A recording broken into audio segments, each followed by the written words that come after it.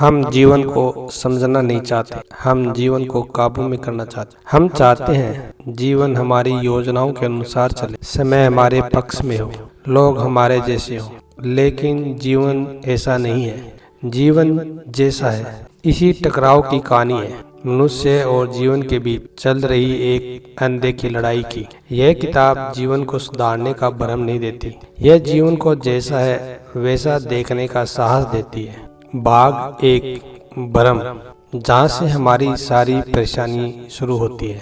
अध्याय एक, जीवन को पकड़ने की कोशिश। इस अध्याय में बताया गया है कि मनुष्य जीवन को एक वस्तु की तरह पकड़ना चाहता है। हम भविष्य को सुरक्षित करना चाहते हैं, सुख को स्थायी बनाना चाहते हैं और दुख को पूरी तरह मिटा देना चाहते हैं। लेकिन जीवन बहता हुआ अनुभव है। जो चीज बहती है उसे पकड़ने की कोशिश केवल थकान देती है। अध्याय दो, हम जी क्यों नहीं पाते। यह अध्याय एक गहरा प्रश्न उठाता है। हम जिंदा तो हैं लेकिन जी नहीं रहे। हम या तो अतीत में फंसे हैं या भविष्य में उलझे हैं। किताब बताती है कि जीवन वर्तमान में घटता है और जो व्यक्ति वर्तमान में नहीं है वह जीवन से चूक रहा है। अध्याय तीन, सुख, सफलता और शांति का भ्रम।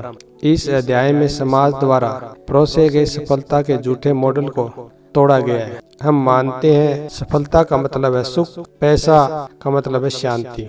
लेकिन किताब स्पष्ट करती है कि बिना समझ के मिली सफलता और बिना जागरूकता के कमाया गया धन और अधिक बेचैनी पैदा करता है। भाग दो, मन की कला, जहाँ असली खेल चलता है।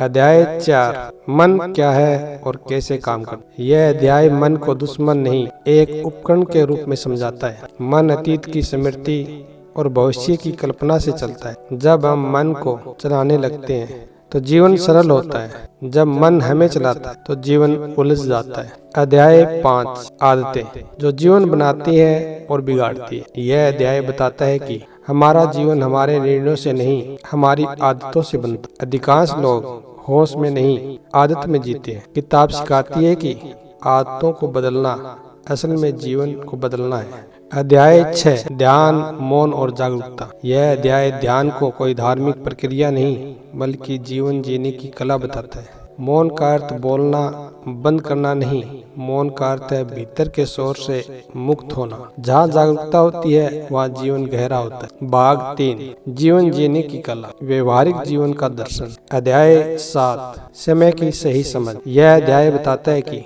समय की कमी नहीं, समय की गलत समझ समस्या है। जो व्यक्ति हर समय जल्दी में है वह जीवन में हमेशा पीछे रहता। समय को समझना जीवन को सम्मान देना है। अध्याय 8, धन और जीवन का संतुलन। यह अध्याय धन को न तो बुरा कहता है न ही जीवन का लक्ष्य बनाता। किताब बताती है कि धन साधन है, लेकिन जब साधन लक्ष्य बन जाए तो जीवन खो जाता है। अध्याय 9, संबंध, प्रेम और अकेलापन।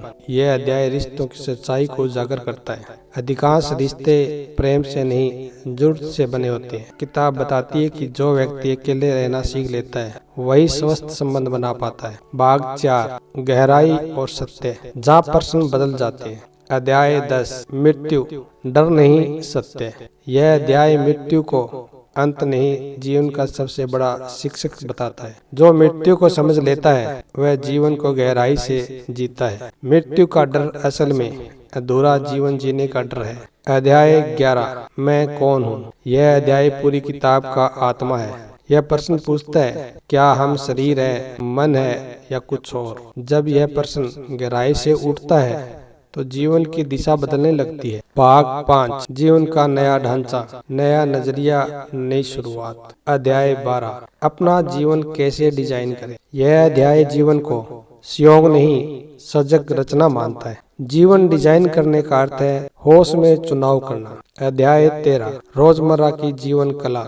अंतिम अध्याय जीवन को छोटी छोटी चीजों में पूरा जीना सिखाता है। सांस, चलना, बोलना, सुनना सब साधना बन सकते हैं अगर जागरूकता हो। अगर इस समरी को सुनते हुए आपको बार बार ऐसा लगा कि यह मेरी ही कहानी है तो समझिए यह सिर्फ किताब का सार नहीं, किताब की पुकार है।